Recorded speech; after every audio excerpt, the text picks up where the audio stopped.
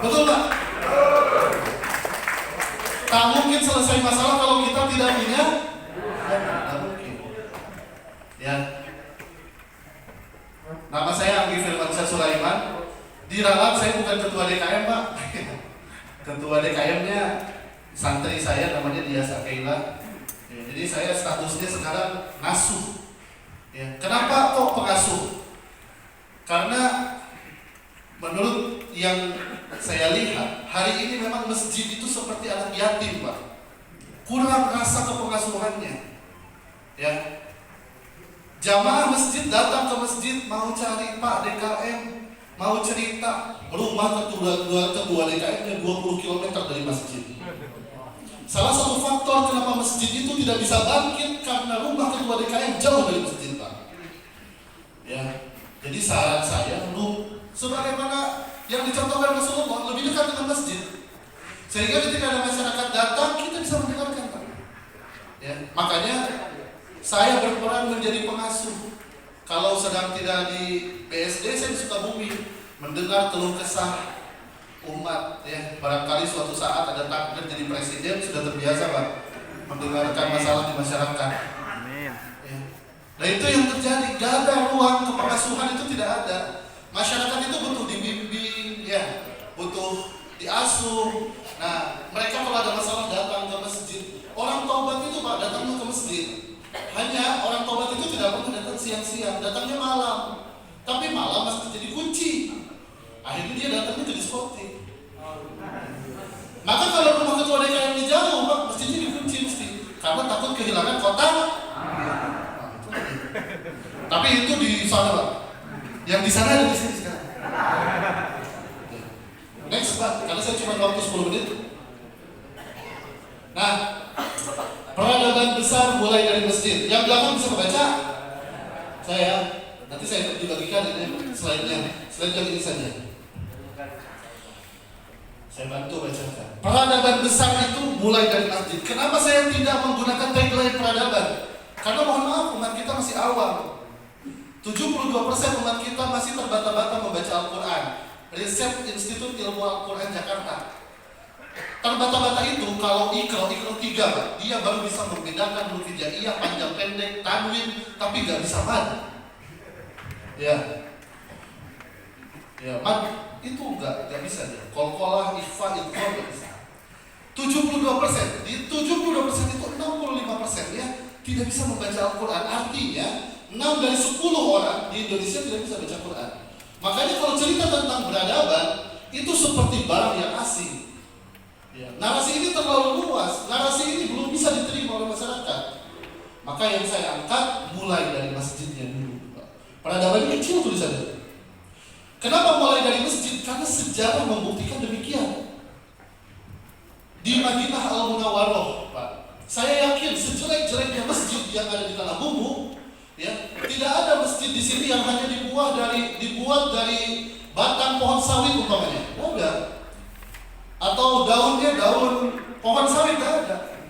Ya, ber-AC, megah. Tadi saya sholat subuh di Masjid Al-Ihsan, megah Pak. Saya lihat Masya Allah megah sekali. Bahagia lihat masjidnya. Ya. Dan sepanjang jalan melewat perjalanan dari Banjarmasin ke Tanah Bumbu, Masya Allah banyak masjid megah-megah. Ya. Tapi kok kemegahan itu belum bisa menghadirkan apa-apa. Padahal dalam sejarahnya di Madinah Al-Munawwarah Rasulullah mendirikan masjid namanya Masjid Nabawi dari batang kurma, pelepah kurma, menghasilkan SDM yang qualified, yang dia ditebar sampai bisa menguasai sepertiga dunia. Abu Bakar, Umar, Utsman, Ali, itu didikannya di masjid. Lalu kemudian maju lagi ke era Khulafaur Rasyidin, yang selepas Rasulullah SAW wafat dilanjutkan era Khulafaur Rasyidin, lalu dilanjutkan lagi ketika fase Umayyah. Ya. Di Umayyah itu masjid bukan hanya sekedar solusi tapi mercusuar ilmu. Ya, ada masjid di Masjid Kufah, ya. Lalu kemudian Masjid Kufah di Damaskus, ya. Lalu kemudian pada masa Abbasiyah, ya, masjid bukan hanya sebagai mercusuar ilmu tapi universitas peradaban. ahli-ahli ilmu datang dari sana. Ada Imam Al-Ghazali, Al-Khawarizmi, Ibnu Sina, Al-Farabi, ya, tokoh-tokoh penting inspirasi dunia hari ini itu lahir di masjid, Pak. Lalu kemudian di masa Utsmaniyah, bagaimana Masjid Agung hari ini yang ada di Turki berdiri melahirkan pemimpin-pemimpin. Sejarah membuktikan peradaban yang besar itu lahirnya dari masjid. Saya curiga nih Pak Haji, saya curiga karena ada hadis Rasulullah SAW, sesungguhnya akan datang dari arah timur pancaran cahaya yang akan mengembalikan agama sebagaimana awalnya. Barangkali Pak, barangkali negara kita yang kita cintai, negara Kesatuan Republik Indonesia adalah negara dengan jumlah masjid terbanyak di dunia. Tidak ada satupun negara di dunia yang masjidnya lebih banyak dari Indonesia. Ada kurang lebih, boleh next. Nah, kurang lebih ada 800.000 masjid. Ini yang terdata, Pak. Yang terdata di Kementerian Agama. Kalau mau komplain ke Kemenag ya, karena saya udah berdiri dari Kemenag. 800.000 masjid, Pak. 800.000, Pak ya. Peringkat kedua kalau tidak salah Bangladesh 300.000. Gak ada satupun masjid negara yang jumlah masjidnya melebihi Indonesia. Tapi sayangnya Pak. Sayang yang pertama, Pak. Anggaplah masjid yang terhitung 800.000, masjid yang tidak terhitung 200.000. Anggap kita punya 1 juta masjid. Karena BKPR RI punya 1,2 juta guru ngaji. Artinya kalau satu masjid 1 guru ngaji, maka 1 juta masjid itu insya Allah nasional. Kalau kita punya 1 juta masjid dan satu masjid nilai pembangunannya 5 miliar, 5 miliar besar atau kecil, Pak? Kecil atau masjidnya? Tadi ada yang wakaf menara 1 miliar, itu baru menaranya, Pak. Ya.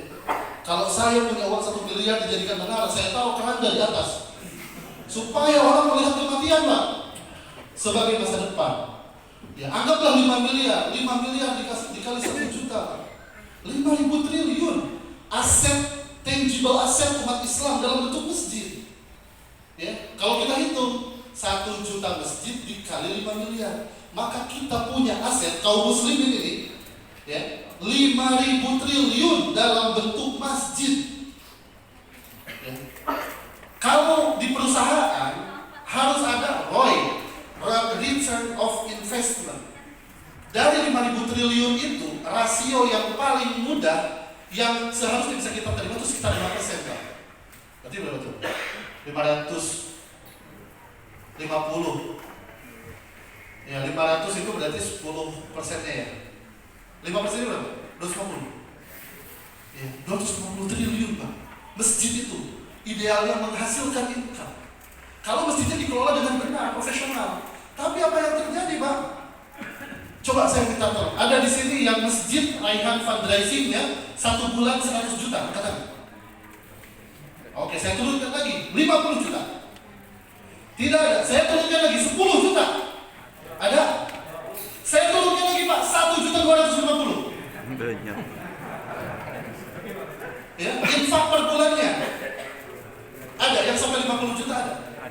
10 juta ada, 10 juta. 10 juta ada sebagian, Pak. Nisab 85 gram emas itu 160 juta setahun.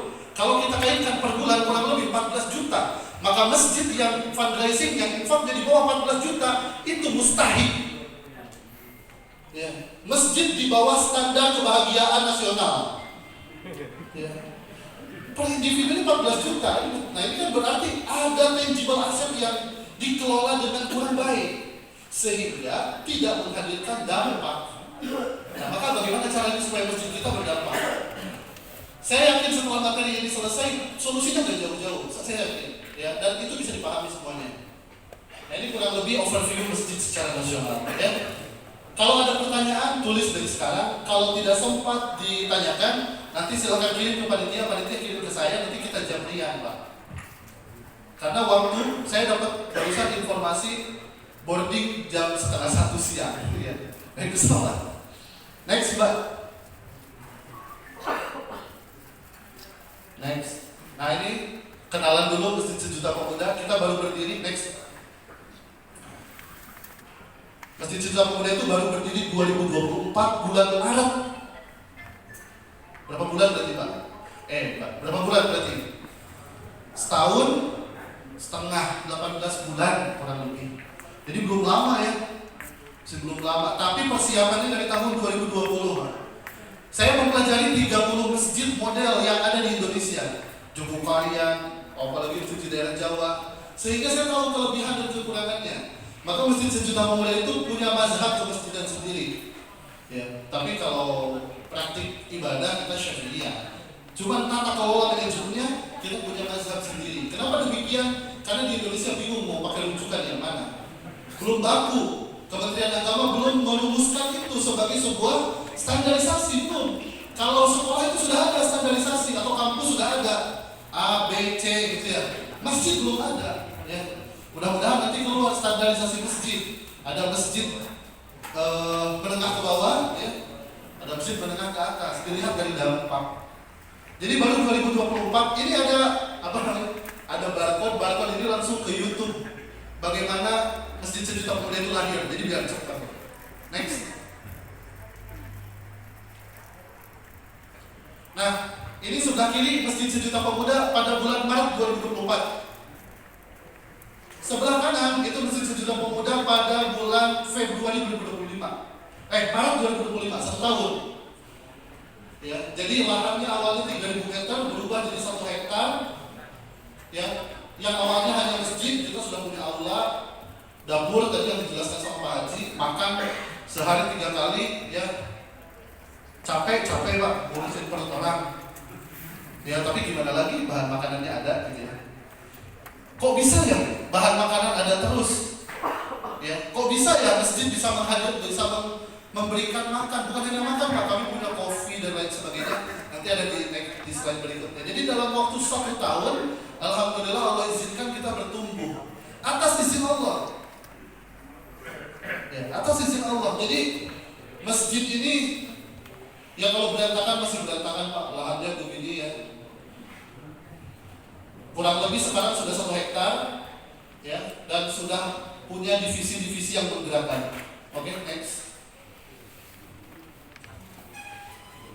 Nah ini kurang lebih apa namanya ini? Kawasan wakaf Masjid Sejuta Pemuda, ada masjid utama, ya kan? Ada aula, terus juga ada kantor Baitul Mal, terus ada klinik, ada media dan bisnis center, ya ada ruang apa itu outdoor area untuk event, ada asrama dan lain sebagainya. Ini kurang lebih ini bulan Maret ya, jadi masih berantakan sekali. Saya tinggal di area masjid Pak, itu yang belum jadi itu rumah saya. Yang belum jadi itu rumah saya, jadi saya tinggal persis di belakang masjid. Kenapa demikian? Saya pengen kayak Rasulullah Pak, mengikuti sunnah Rasulullah, tinggalnya dekat masjid. Ya jadi kalau azan nggak ada alasan untuk tidak datang ke masjid. Karena kata Kiai tadi aneh kalau pengurus masjid tidak sholat berjamaah. Ya. Saya DKM, ya. Pernah saya didatangi sama pengurus DKM Pak. Ustaz, masjid saya kok susah didatangi jamaah. Maksudnya gimana? Masjid saya besar tapi jamaah yang hadir sholat hanya beberapa orang, apalagi subuh. Oh kalau subuh itu sudah menjadi isu isu nasional. Mungkin sebentar lagi akan dijadikan wabah nasional ini. Iya, masjid tidak ada jamaah di waktu subuh. Yang sholat dia, yang azan dia, yang doa, yang buka masjid, yang kunci masjid, cuman yang amin doang yang banyak. Pas lewat, pas nengok udah ada orang. Ya. Jadi subuh akan menjadi isu ya wabah nasional di Kemalasan. Gak tahu kenapa ya, kok tiba-tiba datang orang nanya pengurus masjid, di masjid saya nggak ada orangnya, jarang orang sholat di masjid. Saya balik tanya, berapa jumlah pengurus masjidnya Ustaz? Alhamdulillah Ustaz, jumlah pengurus masjidnya ada 100 orang. Berapa orang yang suka sholat di masjid itu pengurus? Nah itu dia masalahnya Ustaz, ada 2 orang. Ini mau pakai cara yang ekstrim atau pakai cara yang halus? Saya pakai cara yang ekstrim aja Ustaz. Karena yang halus sudah saya coba dan itu tidak berhasil. Baik, pertama silahkan hubungkan di speaker. Ya, kurang lebih begini bunyinya. Assalamualaikum warahmatullahi wabarakatuh kepada seluruh warga masyarakat yang tercatat menjadi pengurus masjid tapi tidak pernah datang ke masjid untuk sholat berjamaah, maka kami akan berhentikan secara tidak hormat. Itu Pak. Hah? Kalau tidak juga mempan, kirim surat secara tertulis. Ya, memang. A'udzubillahi minasyaitonirrajim. Innama ya'muru masajidallah. Orang-orang yang layak memakmurkan masjid Allah itu syarat yang pertama, amanna billahi wal yawmil akhir, iman kepada Allah dan hari akhir. Apa implementasinya? Wa aqamas sholat. Pengurus masjid kok tidak sholat ke masjid? Aneh. Nyambung nggak? Maka semua kemakmuran itu dilihat dari pengurusnya. Pengurus masjid saya Ustaz, ini Kapolda, dia suka sholat? Enggak, jangan Pak. Pastikan yang suka sholat. Karena kebaikan akan menghadirkan pelaku kebaikan yang lain Pak. Kalau dia sholat, maka akan menarik jamaah. Kalau dia tidak sholat, masjid sepi.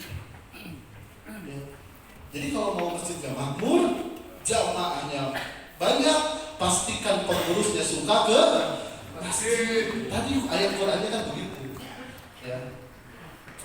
Ini kurang lebih ya, kalau sama next. Ini sebetulnya kita belum masuk materi. Ini next saja. Nah ini ya, ini ada legal. Jadi masjid sejuta pemuda itu walaupun baru, tapi kita langsung urus legal. Karena kita harus taat bernegara Pak. Ini surat keterangan. Jadi mereka saya asuh, saya sewa satu ruko, saya ajarkan mereka tentang kemasjidan. Apa yang saya ajarkan adalah apa yang saya dapat ketika saya belajar. Supaya apa? Pemahamannya seragam. Ketua yayasan berpikirnya A, ketua DKM B, ribut Pak. Ketua yayasan dengan ketua DKM, datanglah ketua DKM dengan pengurusnya ke Masjid Sejuta Pemuda. Ya bercerita tentang ketua yayasannya Pak. Minggu depan yang ketua yayasan dan pengurusnya datang ke Masjid Sejuta Pemuda menceritakan ketua DKM. Akhirnya saya adu dua-duanya Pak. Kemarin kata ketua DKM begini Pak. Sampai datang dua-duanya. Ya. Jadi betapa banyak, dan di Masjid Sejuta Pemuda saya sering mendengar kabar demikian.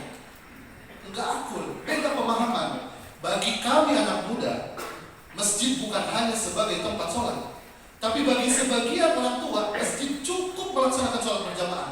Beda persepsi Pak? Beda. Kalau beda persepsi, susah nanti kita bangun apapun. Sederhana, beda persepsi sederhana. Kami punya program makan-makan. Ketika diajukan kepada ketua DKM yang mohon maaf sudah sepuh, jangan buat program makan-makan, nanti masjidnya jadi kotor. Gitu. Kami mau punya acara tabligh akbar atau buat kajian besar. Apa? Kami sampaikan kepada ketua DKM. Apa ketua DKM bilang? Nanti masjid jadi kotor, air jadi boros, listrik juga boros. Mending kajian yang kecil-kecil saja. Maka perlu diinstal pemahaman yang seragam. Ya. Nah, seluruh teman-teman di Masjid Sejuta Pemuda, marbot Masjid Sejuta Pemuda diinstal core value ini. Yang pertama, diinstal ketaatannya. Tadi jangan sampai pengurus masjid tidak sholat di masjid. Ya, maka dari seluruh rahasia yang ada di Masjid Sejuta Pemuda, kekuatan terbesar Masjid Sejuta Pemuda itu ada di 10 menit pertama, di 10 menit sebelum waktu sholat Pak.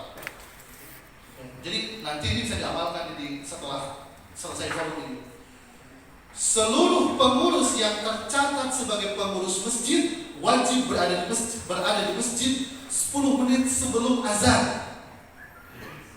Kita nungguin Allah manggil. Jangan sudah azan baru. Di situ aja Pak. Wa aqamas shalah. Kita